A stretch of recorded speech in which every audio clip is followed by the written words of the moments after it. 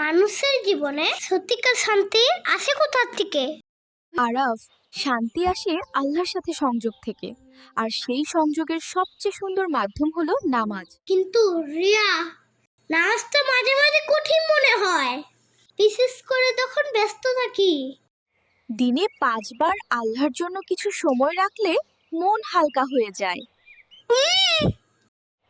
এবং আমাদের নামাজ আমাদের দুশ্চিন্তা কমায়। সত্যি? কিভাবে?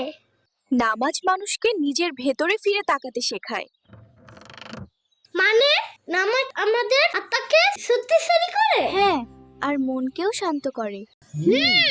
মনে হচ্ছে সব কিছু থেমে যায়। নৈতিকতা আর কৃতজ্ঞতা শেখায়।